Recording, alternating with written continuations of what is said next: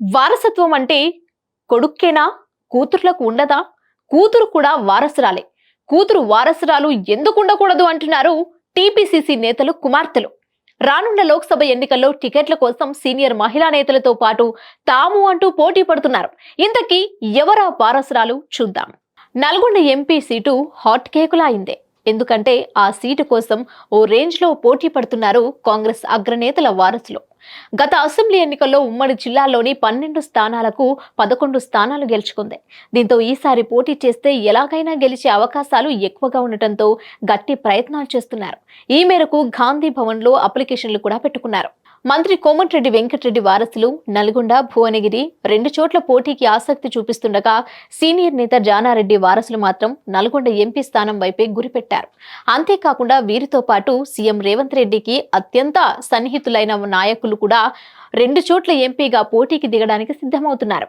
CM జాబితాలో జానారెడ్డి కొడుకు రఘువీర్ Reddy, party రాష్ట్ర ఉపాధ్యక్షుడు చామల కిరణ్ కుమార్ రెడ్డి, సూర్యాపేట కాంగ్రెస్ నేత పటేల్ రమేష్ రెడ్డి పేర్లు ఎక్కువగా వినిపిస్తున్నాయి.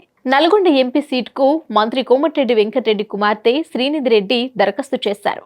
ఇక్కడ మరో సీనియర్ నేత జానారెడ్డి కుమారుడు రఘువీర్ రెడ్డి టికెట్ ఆశిస్తూ ఉండటం గమనార్హం. భువనగిరి ఎమ్మెల్యే కుంభ అనిల్ కుమార్తె కీర్తిరెడ్డి భువనగిరి ఎంపీ టికెట్ కావాలంటున్నారు. జహీరాబాద్ ఎంపీ స్థానం నుంచి పోటీకి మంత్రి దామోదర రాజనరసింహ కుమార్తె త్రిష సై అంటున్నారు. రేణుకా చౌదరి, నేరెళ్ల శారద వంటి నేతల అడుగుజాడల్లో రాజకీయాల్లో ముందడుగు వేయాలని భావిస్తున్నారు. నా భర్త డిప్యూటీ సీఎం అయితే ఏంటి? ఆయన కోట ఆయనదే, నా వాటా నాది అంటున్నారు డిప్యూటీ సీఎం మల్లు భట్టి విక్రమార్క సతీమణి నందిని. ఖమ్మం పార్లమెంటు స్థానం నుంచి పోటీకి అవకాశం ఇవ్వాలంటూ ఆమె దరఖాస్తు చేశారు. ఇదే స్థానం నుంచి పోటీకి సీనియర్ నేత, కాంగ్రెస్ ఫైర్ బ్రాండ్ రేణుకా చౌదరి సై అంటున్నారు. మహబూబ్ నగర్ ఎంపీ టికెట్ ఇవ్వాలని మాజీ ఎమ్మెల్యే సీతా దయాకర్ రెడ్డి అడుగుతున్నారు. చేవెళ్ల నుంచి అవకాశం కల్పించాలని పారిజాత నరసింహారెడ్డి దరఖాస్తు చేశారు. ఇలా మహిళా నేతలంతా ఎంపీ టికెట్లపై గురిపెట్టారు. ఇకపోతే పార్టీ ప్రకారమే ఎంపీ క్యాండిడేట్లను ఎంపిక చేయాలని అధిష్టానం భావిస్తోంది. ఎంపీ అభ్యర్థుల దరఖాస్తు స్వీకరణ కూడా ముగియడంతో త్వరలో సునీల్ కనుగోలు టీం ఆధ్వర్యంలో సర్వే చేయనున్నట్లు సమాచారం.